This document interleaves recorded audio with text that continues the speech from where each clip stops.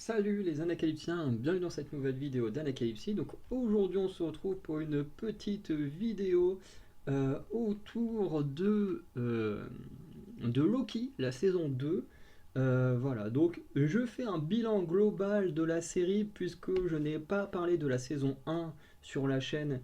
euh, Puisque la seule, enfin non, les deux seules séries Disney Marvel que j'ai fait en vidéo, c'est Miss Hulk et, Secret Invasion. À l'époque de Loki, je crois que je ne faisais pas encore de vidéos comme ça sur les séries télé, enfin à l'époque de la saison 1. Et du coup, en général, quand je parle en vidéo d'une saison 2, 3, comme bientôt il y aura la saison 2 de Sweet Home, que j'attends avec impatience depuis bientôt 3 ans, parce que ça fait longtemps qu'on l'attend, bah, je n'en parlerai que sous forme de bilan. Surtout dans le cas de Sweet Home, qui est une de mes séries préférées. Je pense que c'est même une des meilleures séries coréennes aux côtés de My Name. Même de Squid Game, même si Squid Game, j'ai trouvé que c'était excellent, mais contrairement à un Sweet Home, un My Name, j'ai pas forcément envie de revoir régulièrement. Pareil, j'ai énormément adoré euh, All of Us Are Dead, dont j'attends la suite. Pas avec autant d'impatience que Sweet Home, mais que j'attends également. Et forcément, quand c'est comme ça, je fais juste un bilan global, comme ça me permet plus tard de vraiment refaire un peu un retour en arrière, épisode par épisode, d'une série que j'ai bien aimée, et puis de détailler un peu plus la vidéo. Donc là, pour Loki, comme moi j'aime vraiment bien Loki, euh, j'en parle comme ça là dans un bilan, et comme ça permettra de faire un retour sur la saison 1 et la saison 2, épisode par épisode, peut-être dans quelques mois, quand j'en aurai un peu plus le temps. Voilà. Alors dans le cas de Loki, du coup, j'ai vu toute la saison d'un coup.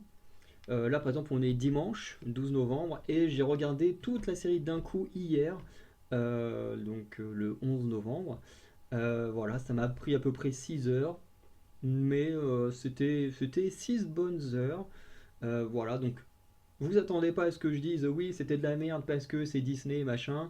Non, c'était bien. Honnêtement, j'ai quand même préféré la saison 1. On va revenir sur la vidéo enfin, dans la vidéo comme d'habitude avec des bons points, des mauvais points.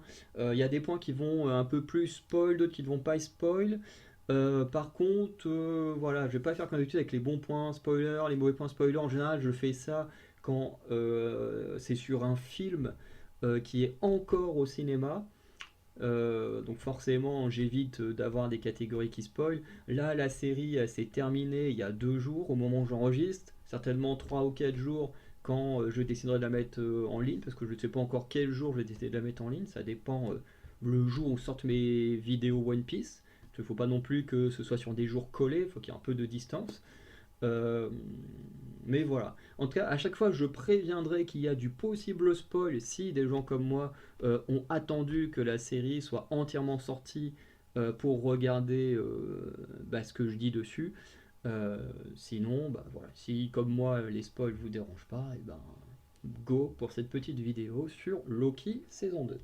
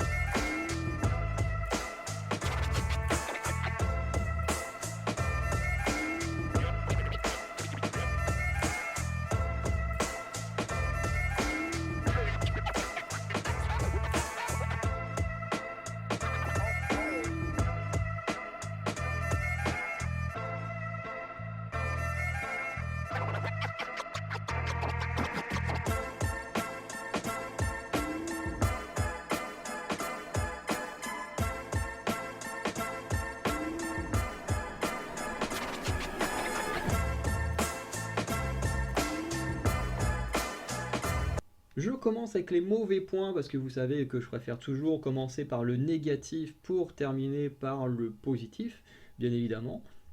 Le premier mauvais point que j'ai envie de mettre en avant, c'est la fin de l'épisode 1, quand Loki doit se réparer de l'errance temporelle. Alors ce n'est pas la façon dont il répare l'errance temporelle, puisque je me doutais bien, connaissant l'écriture de fiction, qu'on allait nous expliquer plus tard comment c'est arrivé. D'ailleurs, la façon dont c'est arrivé est assez étonnante, mais j'ai trouvé ça plutôt original, parce que entre deux, j'ai pensé à quelqu'un d'autre et c'était pas lui, donc ça, j'ai trouvé ça plutôt cool. Par contre, c'est vraiment le truc en mode. En gros, la fin de l'épisode 1, bon bah là c'est clairement pas du spoil, l'épisode 1 est sorti il y a déjà un mois et demi, donc voilà. Euh, mais en gros, à la fin de l'épisode 1, Loki il doit aller dans le flux temporel pour réparer son errance temporelle. Donc en gros, il doit se désintégrer en étant dans l'errance temporelle. Sauf que il y va, et, et ensuite il doit trouver, se démerder pour revenir. De l'autre côté, on a Mobius qui lui doit aller au cœur, enfin une machine remplie de radiation. Ça, on va revenir dessus parce que il y a vraiment un truc qui va pas avec les radiations. Euh, En gros, il va une combinaison, il traverse les radiations pour mettre un appareil dedans et que l'appareil, euh, du coup, gère le flux temporel. Bref, parce que après, plus il y aura de branches, plus ils devront gérer cette machine pour essayer de faire quelque chose afin que tous les flux puissent rentrer dans la machine, dans le cœur de la machine. Bref. Euh, mais le truc, c'est que à la fin, t'es là, t'as Mobius qui est en mode non, enfin qui dit à Obi non, faut laisser du temps à Loki, sinon il va mourir, machin. Enfin, il va pas mourir, mais il va rester bloqué dans l'errance temporelle, on pourra pas le récupérer, machin. Du coup, Obi, lui, il dit non, il n'y a plus le temps, faut qu'on ferme, sinon les radiations vont nous avoir. Encore une fois, on en reparlera des radiations un peu plus tard. Il commence à fermer et Mobius il commence à retourner. T'as la porte qui va beaucoup plus vite que Mobius. Puis là d'un coup, paf, t'as Loki qui réapparaît à moitié accroché à un fil est du coup qui avait été projeté, euh, enfin un câble qui a été projeté dans l'errance temporelle, enfin plutôt dans le flux temporel. Et du coup, tu sais pas pourquoi, là, Loki il est projeté directement sur Mobius et les deux se retrouvent à travers un Deus Ex Machina à l'intérieur, les portes se referment derrière eux, enfin bref, c'est n'importe quoi. Franchement, cette fin de premier épisode, c'est vraiment du ta gueule, c'est magique. Voilà, les radiations, t'as l'impression qu'elles ont poussé Loki à travers, Mobius afin que les deux puissent rentrer, se protéger des radiations. Bref, cette fin m'a un peu. Je me suis dit, ok, là ils se foutent un peu de notre gueule quand même.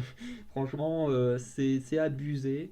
Euh, enfin voilà, il n'y a rien de plus à dire, c'est abusé quoi. Surtout qu'on. C'est même pas en plus Loki en plus qui lui n'a aucune protection pour revenir et tout, qui traverse les radiations comme ça sans protection, alors qu'on verra que plus tard les radiations ont bien un impact sur les gens, et Loki ayant lui-même peur d'aller dedans, ça veut dire que ces radiations peuvent elles-mêmes tuer un dieu. Donc ouais, cette fin d'épisode 1, franchement, elle est un peu mal foutue. Le deuxième défaut de cette saison 2, c'est le cas du voyage dans le temps. Pas par rapport à la série en elle-même, moi je veux dire, dans mon œuvre que j'essaye d'écrire, j'ai travaillé le voyage dans le temps de deux manières différentes. C'est-à-dire que d'un côté, il y a le voyage dans le temps classique, si tu vas dans le temps, que tu changes quelque chose, tu bouleverses ce qui va se passer dans le futur, ce qui est entre guillemets plutôt logique. Parce que bah, je m'embête pas avec. Enfin, il y a déjà suffisamment de dimensions pour en rajouter une fois que tu fais un changement.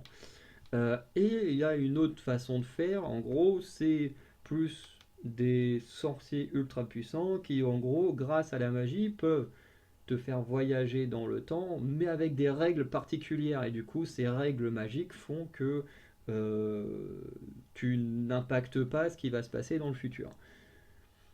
Mais du coup, ce sont des règles que j'ai moi-même données. Soit une qui est un peu classique du cinéma, un peu comme on a vu dans Retour vers le futur, hop, tu fais un changement, il y a une conséquence. Et de l'autre côté, où les magiciens peuvent, entre guillemets, ensorceler le temps et donc empêcher qu'il y ait un impact sur le futur.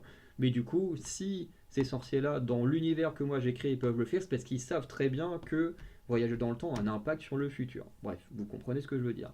Le problème, c'est que l'univers Marvel cinématographique, le MCU, a donné des bases du voyage dans le temps.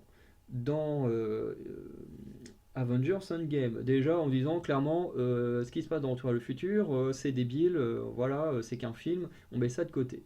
Et eux, globalement, leur truc, c'est on voyage dans le temps, on impacte globalement ce qui se passe, mais ça n'a pas d'impact dans le futur, puisque globalement on est sur une autre dimension. À la limite, tu dis ok, vous mettez ça comme règle, moi je l'accepte.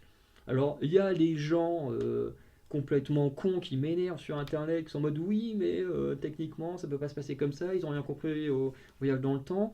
On s'en fout, on s'en fout, c'est de la fiction, c'est de la fiction, tu fais ce que tu veux dans la fiction. Je veux dire, quand vous regardez Le Seigneur des Anneaux, il y a aucune logique à ce qu'il y ait des aigles géants, des elfes, des nains, des hobbits, des cavaliers. Je veux dire, tout ça, techniquement, ça n'a aucune logique non plus. Ça reste de la fiction. C'est tant que l'univers, on te dit, les règles, elles sont comme ça dans mon univers, et ben voilà, elles le sont. Pourquoi il faut toujours que les gens ils ramènent le réel dans la fiction? Ça, c'est un truc qui me casse les couilles parce que j'ai l'impression que les gens ils savent plus vraiment euh, juste être passionnés par la fiction, se laisser entrer dans l'univers. Non, il faut toujours qu'ils ramènent du réel dans les univers et ça ne marche pas comme ça. Ça, c'est un truc qui m'énerve. Bref, on n'est pas là pour parler de choses qui énervent. Mais du coup, Endgame a mis ces règles-là. Tu voyages dans le temps, quoi qu'il se passe, ça n'impacte pas ce qui se passe dans le présent. La preuve étant que normalement Loki est dans la trame du MCU est censé se faire arrêter. Ensuite, ce qui se passe dans Thor 2 et puis dans Thor 3 et Infinity War jusqu'à sa mort. Sauf que bah, du coup, en voyageant dans le temps, les Avengers, sans le vouloir, ont donné le Tesseract à Loki, qui a disparu, du coup, qui a son aventure au TVA. Puisque le Loki qu'on a ici, c'est pas celui des films du MCU, mais c'est bien celui qui s'est enfui avec le Tesseract dans Endgame. Mais du coup, bah, Loki, il a disparu. Ce qui fait que du coup, normalement, bah, ce qui se passe dans Thor 2, dans Thor 3 et dans Infinity War, normalement, on ne devrait plus pouvoir exister puisque Loki n'est plus là. Mais du coup, dans Avengers Endgame, on a dit bah non, ça marche pas comme ça. Ça marche pas comme ça, c'est une autre branche de la réalité qui se crée. Et du coup, le voyage dans le temps n'impacte pas le présent. Or, quand on arrive dans cette saison 2 de Loki, le MCU décide de changer totalement les règles du jeu. C'est-à-dire que maintenant, on nous dit, quand tu voyages dans le temps, tu impactes ce qui se passe dans le présent. Notamment, on le voit avec la scène, je crois que c'est dans la saison 1, où, grâce à l'errance temporelle, Loki voyage dans le passé, où il retrouve Obi, et qui lui dit, qui lui explique les choses, qui fait que dans le présent, ça impacte directement Obi, qui d'un coup se souvient de la conversation qu'il a avec Loki, qu'il n'avait pas eu avant que Loki voyage dans le temps.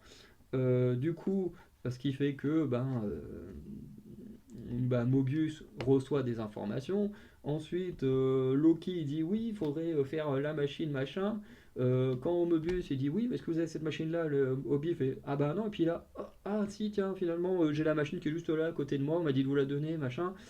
Euh, et je me dis ok.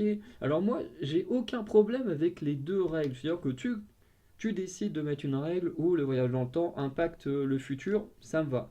Tu décides de mettre une règle où le voyage dans le temps impacte pas le futur, je me dis ok, c'est tes règles. Mais tu peux pas, dans un même univers, sans expliquer pourquoi, les deux existent sans raison. Parce que ben, là, d'un côté on te dit non, on n'impacte pas le futur, de l'autre côté on te dit ah bah oui, on impacte carrément le futur. Ce qui n'a pas de sens. En plus, on n'arrête pas de te dire depuis je sais pas combien de temps que il n'y a pas de temps dans le TVA, alors que Obi il n'arrête pas de parler en termes de temps. En mode oui, ça fait la dernière fois que tu es venu me voir, c'était il y a 400 ans, oui, tous les demi-millénaires je fais tel le truc. Alors on dit qu'il n'y a pas de temps au TVA, et pourtant, en ce qui concerne Obi, il n'arrête pas de parler en fonction du temps, ce qui du coup n'est pas logique non plus. Mais en tout cas, voilà, ça c'est une grosse incohérence dans l'univers parce que bah, techniquement, ce qu'ils viennent de mettre là en place avec Loki, qui est très clairement un Deus Ex Machina pour faire avancer l'histoire, parce que techniquement, si tu suis les règles de ton propre univers, normalement, même en voyageant dans le passé, Loki n'aurait pas pu impacter le présent. Normalement, Obi n'aurait pas pu avoir l'idée de créer la machine euh, pour, euh, pour Mobius et Loki, puisque techniquement, euh, les règles qui ont été installées dans l'univers, c'est que tu ne peux pas impacter le futur. Donc moi, ça, c'est un truc qui me dérange. Je veux dire, quand tu crées un univers comme ça, tu peux pas créer différentes règles s'il n'y a pas une logique derrière. Parce que là, c'est même pas expliqué. On t'explique le voyage dans le temps dans Endgame, et là, on te l'explique pas, mais tu comprends par toi-même avec ce qui se passe que, bah tiens, d'un coup, ils ont des idées de changer les règles du voyage dans le temps. Et ça, honnêtement, ça me pose un peu problème. Autre chose que j'ai trouvé un peu dérangeant dans ce film, dans cette série, c'est le général, je sais plus comment elle s'appelle, qui, du coup, pour sauver la réalité, va faire un truc qui ne sert à rien. Qui ne sert à rien, vraiment. En plus, tu l'as fait passer pour une fausse méchante. Enfin bref, parce que dans l'épisode 2, le général du TVA décide tout simplement de créer des multiples génocides. Pour sauver le TVA, il décide voilà, d'aller dans toutes les autres branches de la réalité et de buter tous les gens en faisant exploser leur réalité. Tu dis ok. Donc au début on te l'installe un peu comme une des méchantes de la série en mode oui il faut l'arrêter parce que bah, il y a quand même des gens qui vivent dans ces univers, enfin dans ces autres dimensions, on peut pas les laisser mourir machin. C'est tout le discours qu'on te fait à travers B15 qui en plus est hyper intéressant hein, comme discours. Et du coup, on a ce général qui décide de détruire toutes les réalités et qui s'oppose à Pékin. Donc on se dit, ok, le propos est plutôt sympa, intéressant. Sauf qu'au final, ça n'aura aucun impact, aucun intérêt, puisque au final, le général, en plus qu'à la base on nous dit qu'elle est en train de rechercher Sylvie, au final elle recherche même pas Sylvie, tu dis, ok, est-ce que vous lisez les épisodes d'avant que vous avez écrits? Parce que l'épisode 1, elle est en mode, oui allez hop, on va chercher Sylvie, et fin d'épisode 1, début d'épisode 2, bah, tu te rends compte qu'en fait elle en a rien à battre de Sylvie, qu'elle est juste là en train de faire exploser tous les univers. Tu dis ok. Bref. Et comme je disais, au final, tout ça, ça a servi à rien, puisque dès l'épisode suivant où elle a arrêté, tu te rends compte que finalement, toutes les branches qu'elle a détruites, bah, au final, elles sont en train de repousser, qu'il y en a même de plus en plus qui sont en train d'apparaître, ce qui fait qu'en fait, la meuf a commis des multiples génocides pour absolument que dalle. On la fout en prison. Un peu plus tard, il y a Ravonna et Miss Minute qui viennent pour essayer de les recruter parce qu'on dit bah ouais ok ils ont commis des génocides. Donc ils sont forcément méchants. Et ben non, quand les autres méchants ils viennent pour les recruter, ils sont en mode ah bah non nous ce que tu fais c'est pas bien machin, et ils se laissent bah, ils se sacrifient, et tu te dis mais en fait à aucun moment on y croit en fait à ce que tu racontes. À aucun moment comment veux-tu que l'on soit touché ou qu'on en ait quelque chose à branler de la mort d'une personne qui a commis des multiples génocides. Je veux dire, on s'en bat les couilles. On s'en bat les couilles. Le perso, il est pas attachant, on s'en fout. La réaction de B15, elle est plutôt intéressante, puisqu'on sent que c'est vraiment quelqu'un de gentil au fond d'elle et tout ça. Mais vraiment, le général, t'en as rien à foutre, quoi. Tu te dis, mais il y a aucun intérêt à ce personnage, quoi. Tu essaies d'en faire une méchante qui veut traquer Sylvie, au final elle se met à faire des génocides, et après elle essaye de se sacrifier parce que elle trouve que Ravonna est beaucoup trop méchante, alors que la meuf, elle vient de créer plusieurs génocides. Tu dis, ok, c'est... Le personnage général est hyper mal écrit, et c'est un gros point noir de cette série. Ensuite, un truc qui personnellement, moi, m'a un peu saoulé, c'est le conflit Loki-Sylvie. T'as l'impression qu'ils savent pas écrire ces personnages. Bref, ils savent pas écrire ces personnages, tout simplement. Puisque dans la saison 1, ils se rencontrent, ils sont opposés parce que un est au niveau du TVA, l'autre est contre le TVA. Ils sont en conflit machin, ils sont obligés de survivre ensemble, et au final ils finissent par s'allier pour combattre le méchant Kang, celui qui demeure, là, je sais plus comment il appelle. Bref, tu dis ok, ça passe. Saison 2, qu'est-ce qui se passe? Ils se retrouvent, nanana, ils sont en conflit, ils sont obligés de survivre ensemble, et puis ensuite ils font équipe pour... franchement, franchement, vous étiez obligé de reprendre exactement la même structure narrative dans la relation entre Loki et Sylvie. Vous n'aviez pas d'autres idées, d'autres façons de les travailler? Parce que franchement, vous regardez la saison 1, la saison 2 à la suite, parce que moi j'ai regardé toute la saison 1 d'un coup, peut-être 3 4 semaines avant de me mater toute la saison 2 d'un coup. Donc même si ça faisait 2 3 semaines, c'était encore bien frais dans ma tête. Je me suis dit, mais ils sont sérieux, c'est casse-couille là de les voir tout le temps se disputer. Et surtout qu'ils savent qu'ils peuvent se faire confiance l'un l'autre, mais non, on recommence. Et on recommence ce qu'on a déjà vu dans la saison 1. Et alors certes le contexte est différent, quoique pas tant que ça, hein, parce que l'un des conflits qui fait qu'ils se détestent toujours, enfin du moins que Sylvie déteste toujours Loki, c'est que Loki a voulu l'empêcher de détruire le TVA alors qu'elle veut toujours détruire le TVA, nanana. Bref, toujours le même débat depuis la saison 1, ça me casse les couilles. Franchement, en plus exactement le même truc, c'est oui, je te déteste, machin, on est obligé de survivre ensemble. Bon, ok, vas-y, on travaille vraiment ensemble pour vaincre le grand méchant, et puis voilà. Bref, c'est de la feignantise d'écriture, ça m'a saoulé. On en vient enfin aux fameuses radiations, parce qu'il y a un énorme problème avec les radiations dans cette série. Alors, c'est pas le problème avec les radiations en elles-mêmes, effectivement, les radiations c'est quelque chose de dangereux. On nous montre très clairement vers la fin de la série que les radiations étant de plus en plus puissantes, elles sont réellement dangereuses. Mais ce qui me dérange dans la série, c'est que, en fait, pour se rendre jusqu'à la machine qui balance le câble ou l'appareil à travers le cœur en fonction des épisodes, euh, ils sont obligés de rester porte du TVA ouverte. Le truc, c'est que c'est ridicule. C'est ridicule parce qu'ils restent porte ouverte, mais les radiations, elles entrent pas. Elles entrent pas dans le bâtiment. Non, pas du tout. Je veux dire, il n'y a aucun problème. Les radiations, plus tu les vois, surtout sur la fin, les radiations, elles sont méga puissantes. Elles détruisent à moitié les protections, même la vitre est à moitié pétée et tout. Et on va nous faire croire que les radiations, elles peuvent pas rentrer et péter la toute petite porte en verre, toute ridicule qu'il y a à l'entrée. Non, t'as l'impression qu'il y a un mur invisible. En fait, ils ont même pas besoin de porte en fait pour se protéger. T'as l'impression que t'as un mur invisible et puis que les radiations elles s'arrêtent là. Genre vraiment, t'as une porte grande ouverte, mais non, les radiations elles rentrent pas dedans. Elles sont trop larges, je sais pas quoi, mais non, elles peuvent pas rentrer dedans. Ça, franchement, j'ai trouvé ça très ridicule. Alors, c'est un tout petit détail, mais c'est d'un ridicule. C'est d'un ridicule. C'est ces radiations qui s'arrêtent. Hop là. Même si la porte est ouverte, elle s'arrête quand même au mur. Hop là. C'est tout. Ça va pas plus loin. Franchement, c'est ridicule. C'est ridicule.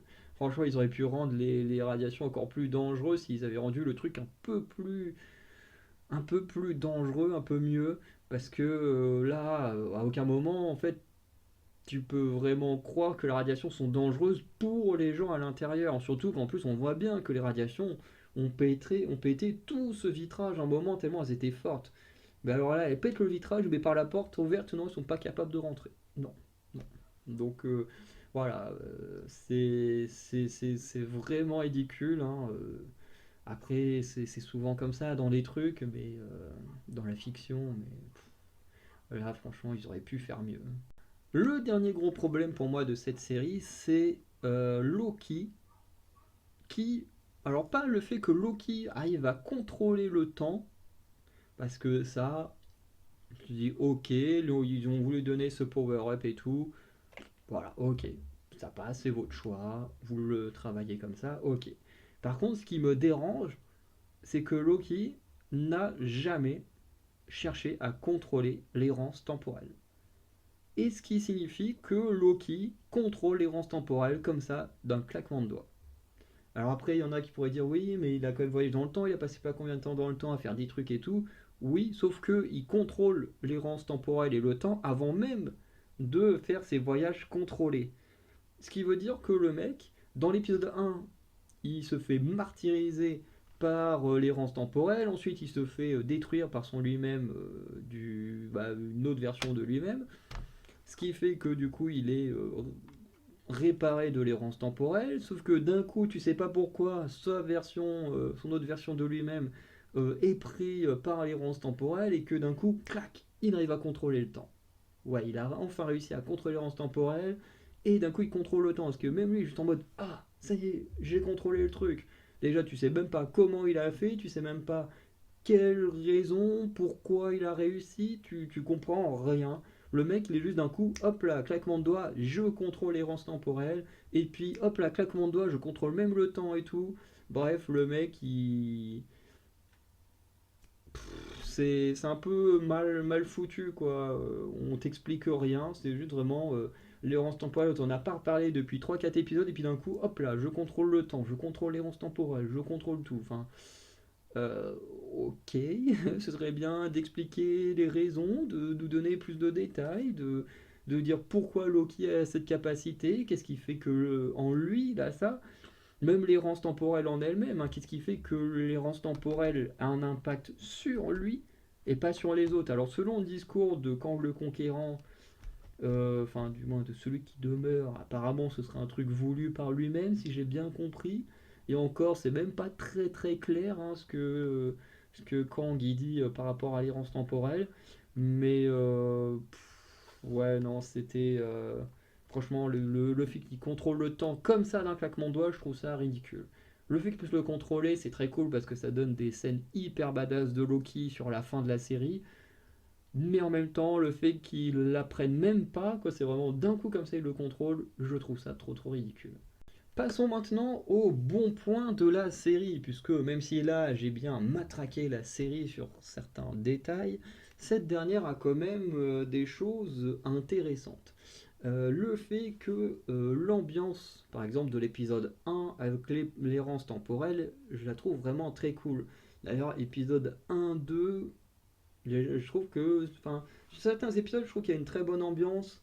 Plus, par exemple, le dernier épisode, dernier avant-dernier épisode, j'aime un peu moins l'ambiance. Mais il y en a où il y a vraiment une ambiance spéciale, un peu terrifiante, où on comprend pas ce qui se passe, tout comme Loki, puisque quand il voyage, on comprend pas trop s'il voyage dans le temps, soit dans les dimensions, dans les machins. Parce qu'un coup, on se souvient de lui, un coup, on se souvient pas de lui, machin. Enfin, j'aime beaucoup l'ambiance qu'il y a. L'errance temporelle, j'ai trouvé que c'était une bonne idée jusqu'à ce qu'ils se mettent à la contrôler totalement d'un coup, d'un claquement de doigts. Mais je trouve que c'était une bonne idée. Alors, pareil, l'errance temporelle, tu n'as aucune idée de pourquoi ça intervient là, comme ça, d'un coup. D'où ça sort, t'en as aucune idée. D'ailleurs, il y a même un détail que j'ai oublié de dire, mais d'où elle sort la statue de Kang le Conquérant? Je veux dire, si on est en fait dans la même réalité, elle sort d'où cette statue? Elle sort d'où? Bref, alors sûrement qu'il était dans le futur et que du coup, dans le futur, un futur où Kang a sûrement repris le contrôle et qui s'assume, on sait pas trop. Bien sûr, je parle de la statue fin épisode 1, enfin fin saison 1. Mais en tout cas, l'ambiance avec l'errance temporelle et tout, en plus qu'elle est hyper douloureux pour Loki. Enfin bref, moi j'aime bien cette ambiance, c'est un peu terrifiant. Je dis pas non plus que ça fait réellement peur, mais il y a une petite ambiance un peu terrifiante que je trouve vraiment cool. Une autre chose que j'ai trouvé très très cool, c'est l'interrogatoire de X5, ou également appelé Brad quelque chose. qui veut se faire passer, enfin son variant est un acteur, de ce que j'ai compris, qui lui il veut vivre cette vie-là justement. Et l'interrogatoire est très cool parce que Loki, c'est vrai que sur la saison 1, il apparaît plus comme un gentil qu'un méchant. Et là, d'un coup, X5, il lui rappelle que bah non, Loki, c'est pas un gentil, qu'à cause de lui, bah, il y a tout le temps des catastrophes, que même à cause de lui, sa propre mère est morte, que c'est qu'un méchant et que de toute façon, c'est qu'un mec qui ne fait que échouer, échouer, échouer, qui ne gagnera jamais. Et j'ai trouvé le discours intéressant parce que ça va pousser Loki à devenir menaçant. On va le revoir utiliser la magie un peu comme il l'utilisait quand il était réellement méchant, avec des visions, enfin plus des hologrammes et tout. Voilà, on va le voir réellement jouer le rôle du méchant, bon, dans une fausse scène, mais dans celui où il torture avec la sorte de boîte qui peut rétrécir. Et tout. Donc je trouve ça intéressant parce qu'on sait très bien que Loki il va pas redevenir réellement méchant, mais on a tout ce côté où il joue plus ou moins le méchant pour choper des infos à X5. Et franchement, j'aime bien revoir ce Loki un peu méchant, un peu badass. À côté de ça, X5 a également un discours très intéressant sur les variants, puisque dans la saison 1, les agents du TVA pensent qu'ils sont juste des agents du TVA qui sont là pour protéger le flux temporel selon les ordres du gardien du temps. Voilà. Sauf que, à partir de la saison 2, la vérité commence à éclater, les gardiens du temps n'existent pas, et du coup, toutes les personnes qui vivent dans le TVA sont en fait des variants qui ont été kidnappés de leur propre réalité afin de travailler dans le TVA. Et du coup, X5, lui, comme il le dit, et son discours est vraiment très intéressant, c'est que, en gros, pourquoi après avoir donné autant de temps, de travail et tout, pour le TVA, pourquoi est-ce que eux n'auraient pas le droit d'avoir comme récompense le droit de retourner en fait dans leur vie d'humain et voilà d'arrêter des variants au TVA et de juste retourner dans la vie qu'ils devraient avoir à la base. Et je trouve que c'est hyper intéressant parce que du coup quand la vérité commence à éclater, c'est pas juste en mode voilà, on essaye de se soulever contre un système. Enfin, c'est pas juste les héros qui tentent de se soulever contre un système, c'est également les pseudo-méchants. Parce que X5 est plus le mec qui va trahir tout le monde à droite à gauche, juste parce que voilà, il veut juste récupérer sa vie, enfin la vie qu'il devrait avoir, et du coup, bah, tout le monde va plus ou moins le manipuler euh, en lui promettant justement de récupérer cette vie, d'être renvoyé dans le flux temporel. Et du coup, lui, c'est tout ce qu'il veut. Et c'est vrai que du coup, il va beaucoup questionner et pousser Mobius dans ses retranchements, parce que Mobius est le seul agent de la TVA à être au courant qu'ils ne sont que des variants, mais qui pourtant n'a jamais cherché à voir quelle était sa vie ailleurs. Lui, il est dévoué au TVA, il veut sauver le TVA, voilà, il vit TVA, mais il veut pas savoir quelle est sa réelle vie, qui il était en réalité. Et ça, c'est plutôt intéressant. D'ailleurs, Sylvie va également lui balancer le truc à la tronche. Voilà, et notamment Mobius, on comprend plus tard que il veut pas le faire parce qu'il a plus ou moins peur que sa vie soit mieux à l'extérieur et que voilà, qu'il gâche tout, ou qu'il fasse pas les choses bien. Enfin, il sait pas quelle vie il a en fait, et du coup, il a un peu peur de ça. Donc, il reste bloqué dans le TVA puisqu'il se plaît dans ce qu'il fait, et du coup, il préfère ne pas savoir la vie qu'il a ailleurs. Et je trouve que voilà, les différences entre ceux qui préfèrent le TVA, ceux qui aimeraient retourner dans leur vie, dans la vie dans laquelle on les a enlevés, tout ça, j'aime bien tout ce débat. Autre chose que j'ai trouvé plutôt cool, c'est celui qui demeure Kang, qui du coup va, avant sa mort, va manipuler Ravonna et Miss Minute pour reprendre le contrôle du TVA. Alors en plus, quand j'ai noté ce point-là, je l'avais noté euh, comment dire, je l'avais noté dès l'épisode 2 ou 3, enfin quand Ravonna elle va chercher, enfin va donner le livre à Victor Timely en cachette. Et du coup je me suis dit, à mon avis, il y a un truc avec Kang de particulier. Et effectivement, en fait, en faisant tout ça, celui qui demeure a en fait plus ou moins réussi à reprendre vie d'une certaine manière. Dans le sens où, en voulant sauver le flux temporel, bah déjà, euh, que ce soit Ravonna et Miss Minute, ou même, euh, ou même Loki et Mobius, ils ont besoin d'un variant de Kang pour sauver le TVA. Du moins, c'est ce qu'ils pensent. Puisqu'en réalité, le TVA n'est pas spécialement sauvable. Euh, Enfin, pas de la manière que eux ils essayent. Euh, et du coup, ce qui va permettre, en fait, ce qui fait que Loki peut sauver le TVA, à la base, c'est de tuer Sylvie.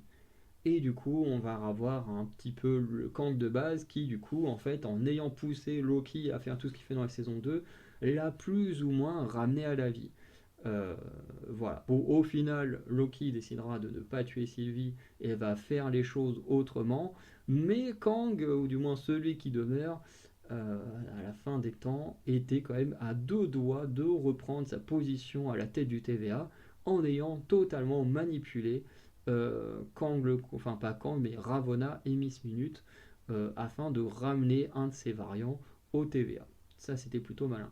Par contre, je voulais revenir sur un point concernant Ravonna qui est totalement débile parce que je l'avais noté dans mes mauvais points, mais je me souvenais plus pourquoi j'avais mis que Ravonna était débile dans la série.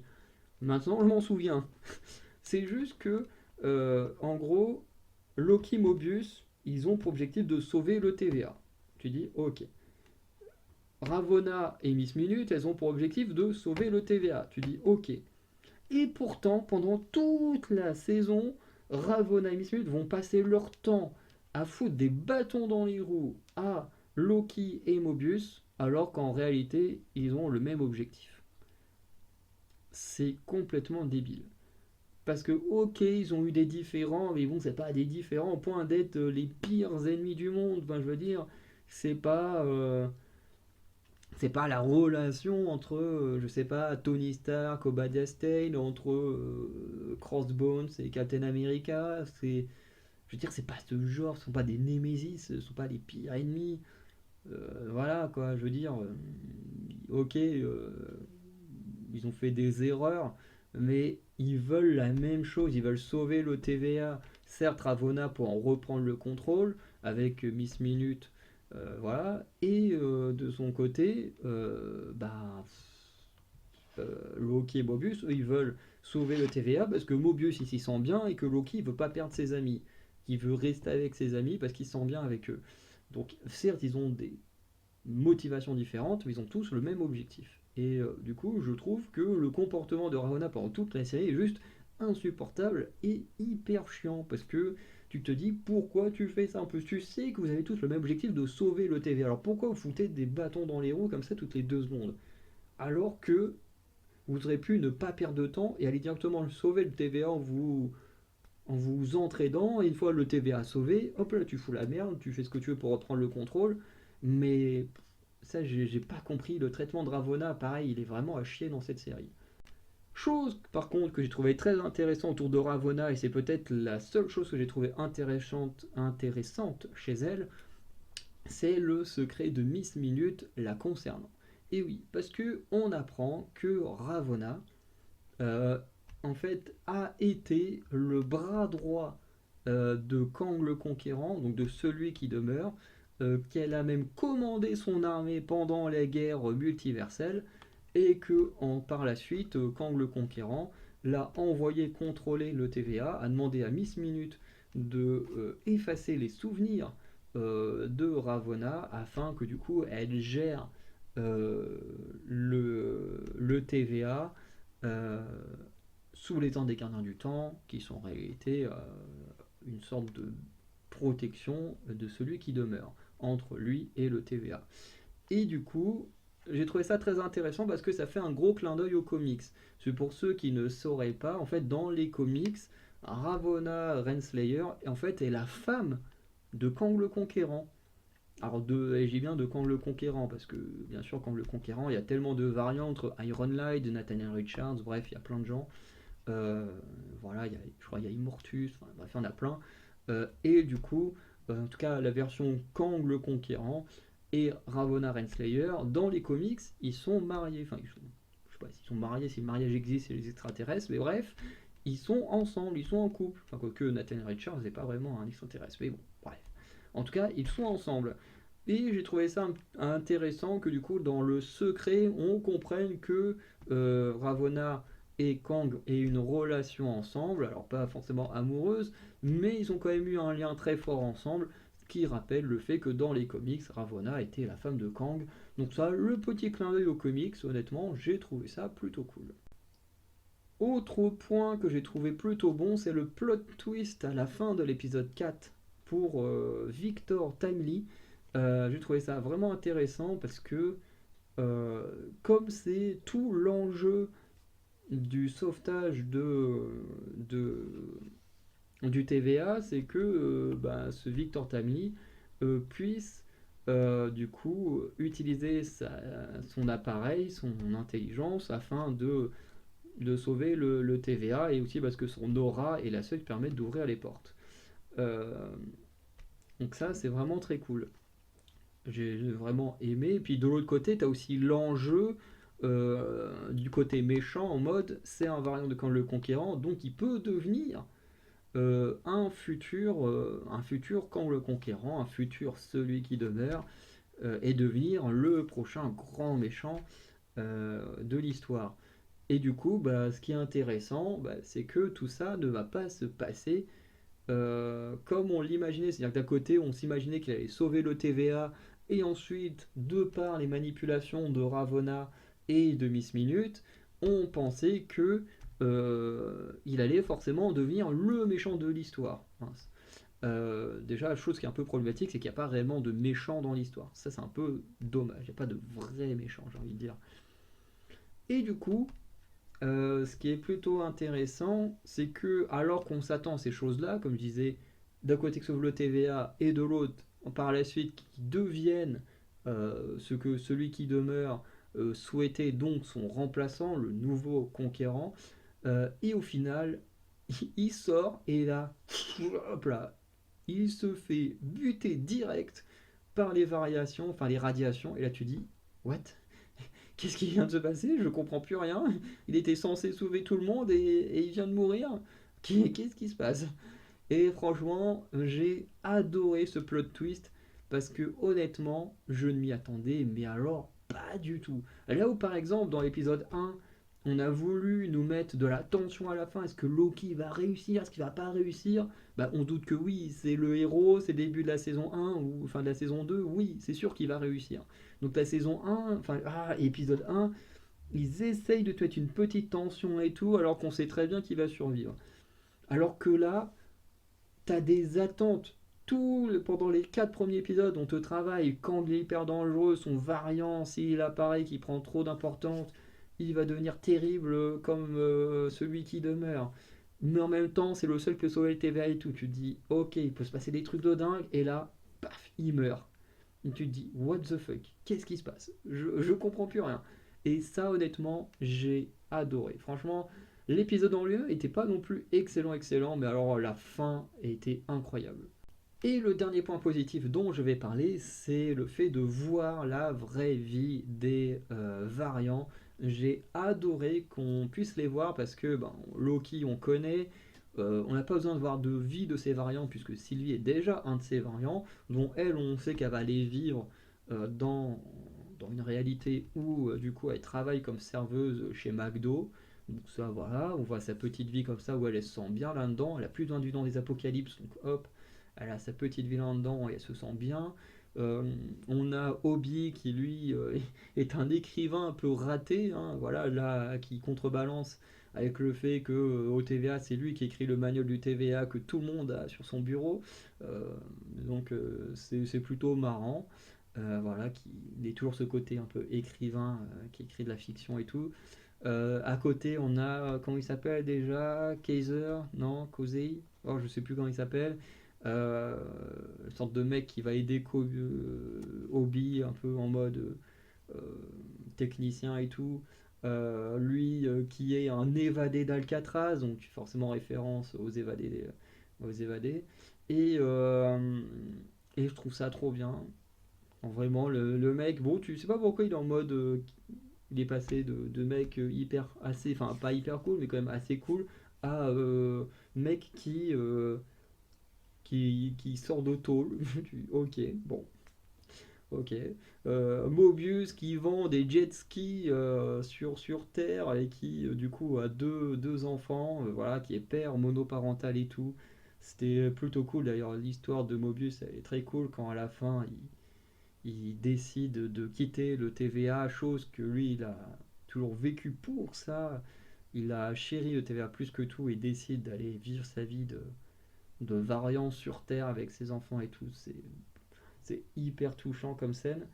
Euh, et, euh, et à côté de ça, euh, on a B15 qui, elle, est infirmière dans un hôpital puisque bah, on le sent surtout dans cette saison 2, moins dans la saison 1, dans la saison 2 on le sent voilà, qu'elle est très humaniste, qu'elle est très cool, voilà, elle veut pas que tous les gens qui vivent dans les autres dimensions ne meurent et tout ça.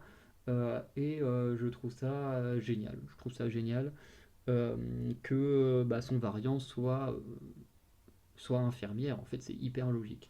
Donc voilà. Je crois que c'est tout, hein. Il n'y a que eux dans les variants.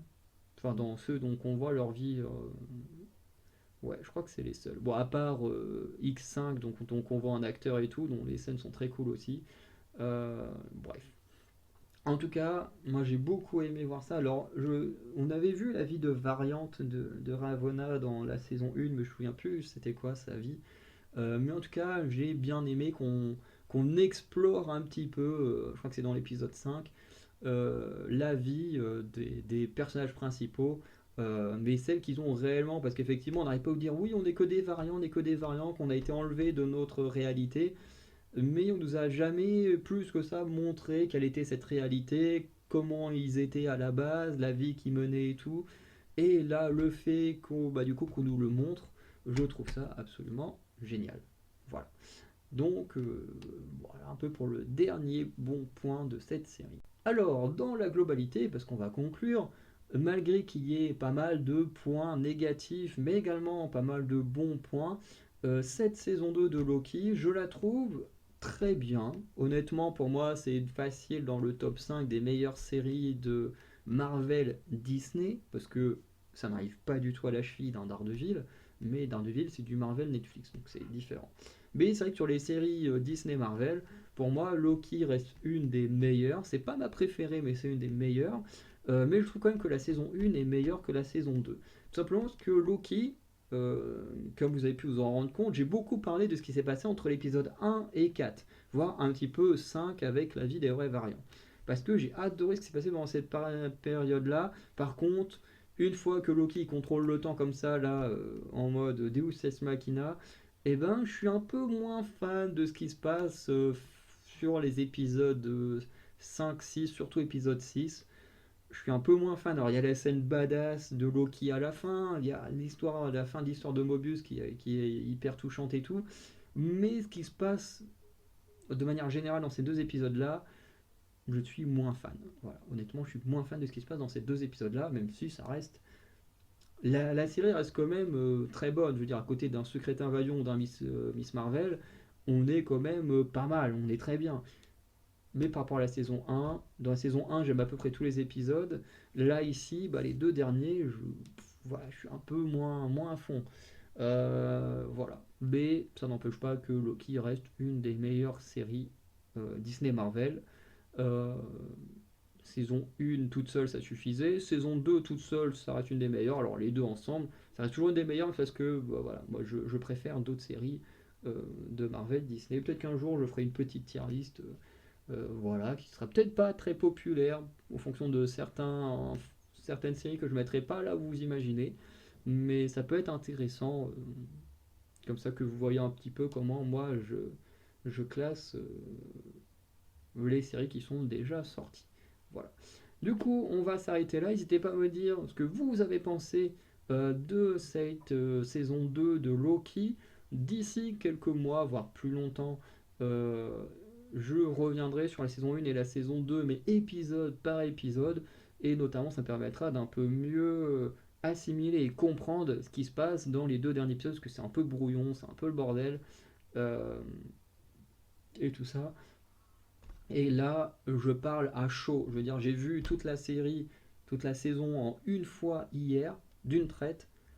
Voilà, j'ai pas cherché à analyser. Dès qu'il y avait des trucs qui me plaisaient, je le notais vite fait. Dès que des trucs me plaisaient pas, je le notais vite fait. Mais voilà, j'ai pas été en mode analyse plus que ça. Voilà. Donc, je le ferai sûrement un jour parce que j'aime beaucoup cette série. Donc voilà. Je vous dis à très bientôt. N'hésitez pas à me dire ce que vous en pensez. Et sinon, bah voilà, passez une bonne journée, bonne soirée. Ciao.